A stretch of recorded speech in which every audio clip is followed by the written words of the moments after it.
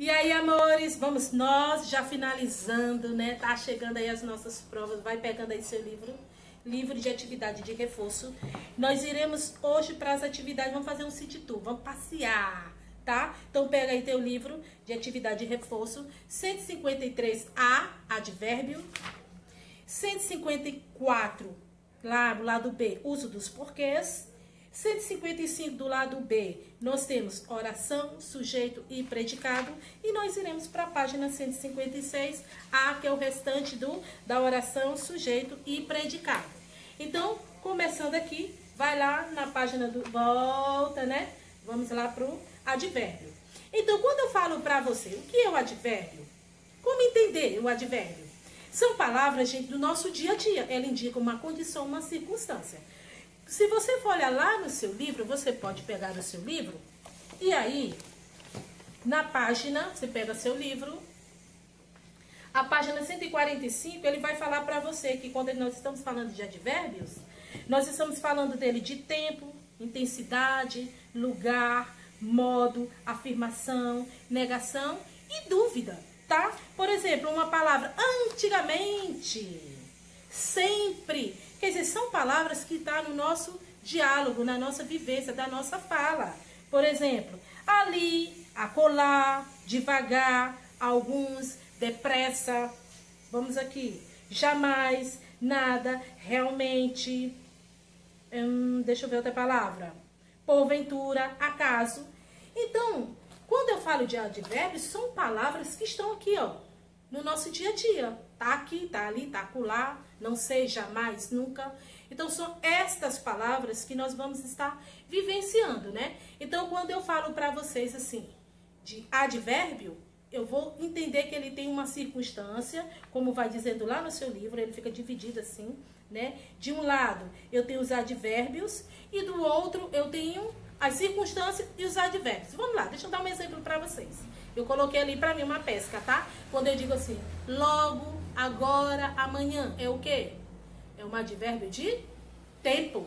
Se eu digo depressa, bem, suave, é o quê? É um advérbio de modo. Muito, pouco, menos, é o quê? Tá falando de quantidade, então uma intensidade. Aqui, ali, acolá, é o quê? É um advérbio de lugar. Jamais, nunca, não. Então, a gente já observa aí que é um advérbio de negação. Sim, certamente, realmente, com certeza. Então, eu tenho um advérbio de quê? Afirmação. Ah, talvez, caso dê certo, tá bom?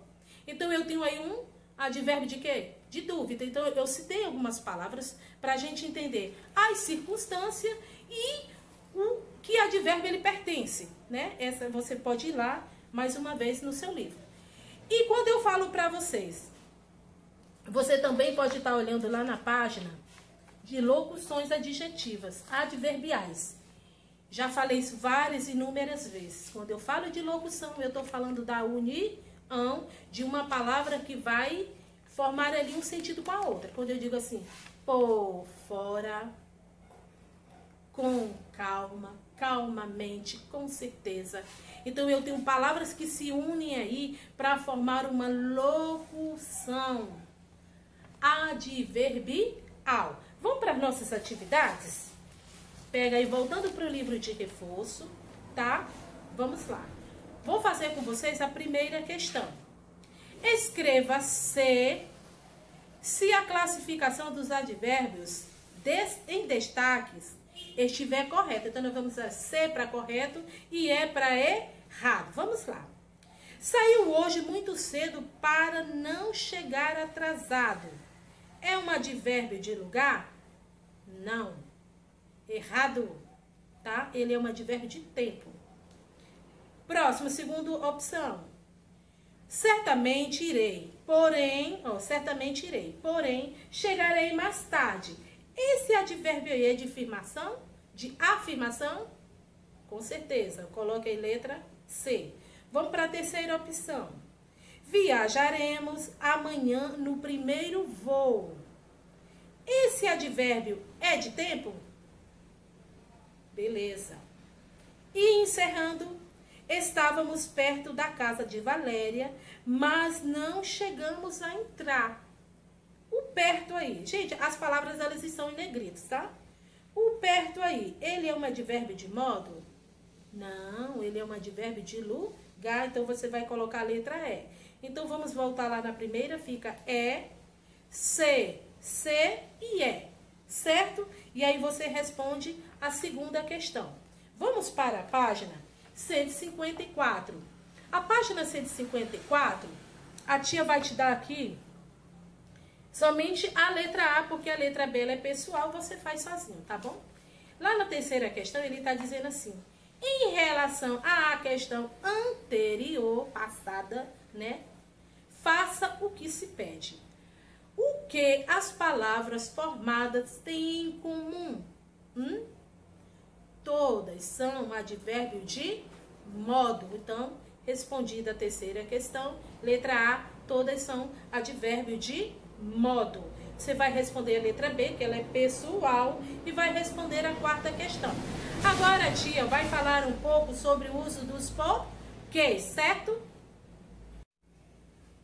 Oi, amores, vamos falar aqui na nossa aula de hoje dos porquês, tá bom? Vamos lá. Nós temos 4 tipos de porquês. Nós temos ele separado, juntinho, separado com acento e juntinho com acento, tá bom? Vamos lá para o primeiro. O primeiro porquê separado, ele faz uma pergunta, direta ou indireta, tá? Então, quando ele diz assim, por que você não foi? Tem uma interrogação lá, então ele fez uma pergunta direta, tá bom? Ele já usou lá no finalzinho uma exclamação. Agora, quando eu uso o porquê juntinho, ele vai te dar uma resposta, tá? Então, o porquê juntinho te dá uma resposta. Quando eu falo do porquê separado com acento, ele vem lá no finalzinho das frases. Agora, quando eu falo para você do porquê juntinho com acento, ele aí, gente, ele é usado como substantivo, porque antes do porquê vai vir aí um artigo. Então, para que você possa melhor entender o uso dos porquês, você também pode estar olhando o seu livro, tá bom? Vai lá para lhe ajudar a responder as atividades. Entendidos? Né? Revisamos um pouco falando sobre os porquês. Vamos lá para as nossas atividades. Página 154, lado B. Vamos embora. Na primeira questão, ele está dizendo assim, ó, circule a frase em que o uso do porquê com acento juntinho aí não está correto e reescreva-as corretamente. Juliana não foi à reunião porque estava doente. Vamos para o próximo. Por que Márcio e Helena saíram tão cedo? Vamos para a próxima, terceira opção. Não sei o porquê de estares nesse desespero tão grande. Quarta opção. Você não arrumou esta bagunça por quê? Qual dessas opções aí, o porquê juntinho com acento está correta? Qual delas? Porque ele está pedindo para a gente circule as frases em que o uso do porquê junto com acento não está correta. Então, você vai marcar lá a terceira opção. Não sei o porquê de estares neste desespero tão grande. Então, você circula a terceira opção, tá bom? E aí, você vai reescrever lá embaixo a frase.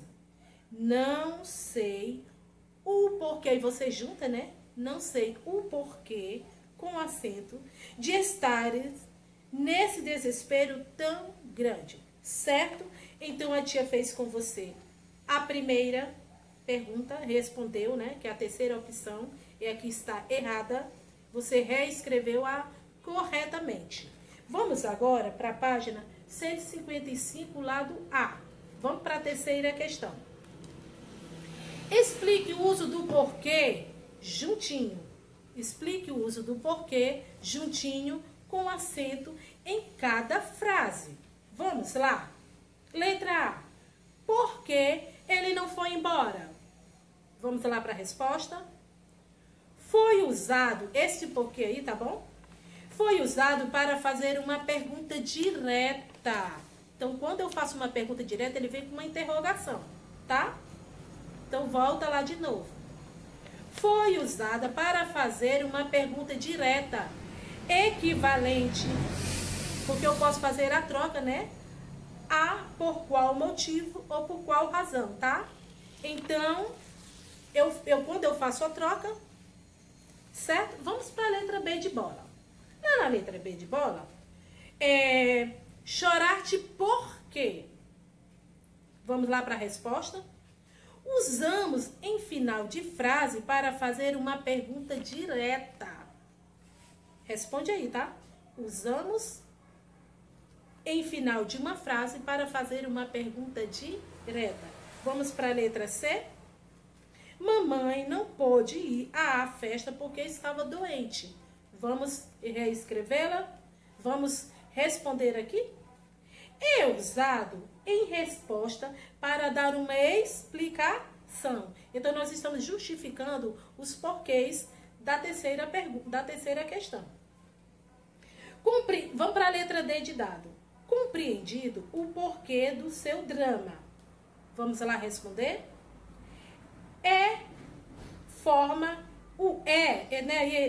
forma substantivada e é equivalente à razão.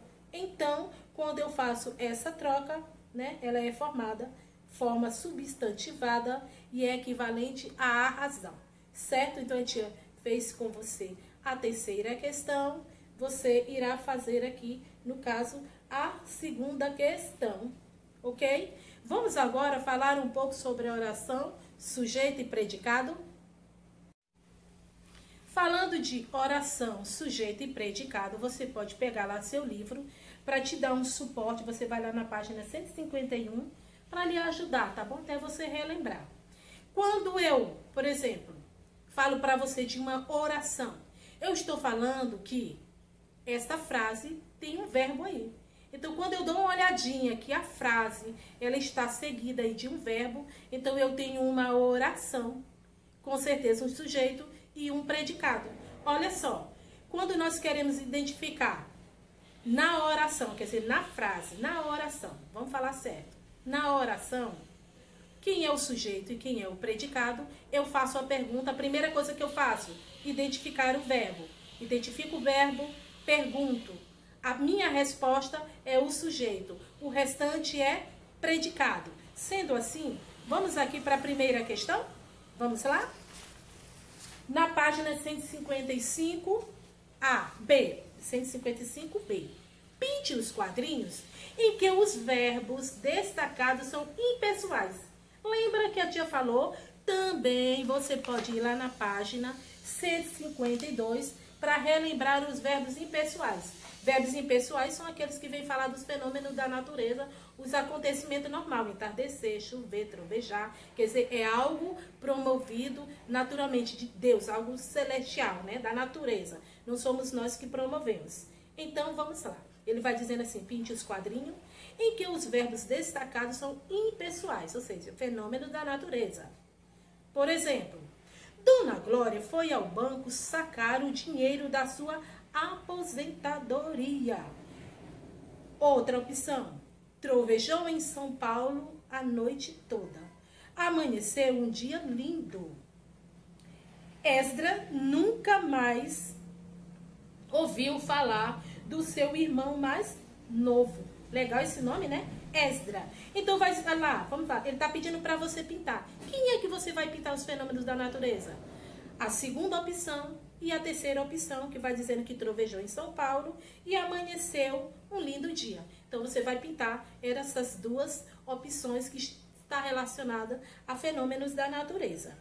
A segunda questão está dizendo para você usar F para as frases nominais e o O para as frases de orações. Então, vamos lá.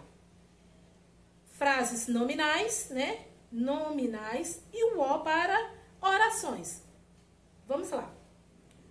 Que silêncio imenso. Isso aqui é uma frase ou é uma oração? Você identificou algum verbo aí? frase, marque aí frase. Amo você. Identificou o verbo? Amo, eu amo, tu amas. Então é uma oração. Vamos lá? Ontem choveu pela manhã, mas à tarde fez um lindo sol. A primeira coisa você tem que procurar o verbo. Tem verbo? Muito bem. Então é uma oração. A terceira opção. Parabéns pelo seu aniversário, querida mamãe. Nessa frase, é uma frase ou uma oração? Ela é uma frase, tá? A última, muitas pessoas não sabem reconhecer o valor de um simples gesto. Ela é uma frase ou uma oração? Oração. Vou só recapitular. Então a segunda opção, a segunda questão vai ficar F-O-O-F-O, certo? Lá na página 156, terceira e quarta questão, fazem aí. Na dúvida, chame a tia. Boa aula, boa tarde, fiquem com Deus. Tchau, tchau.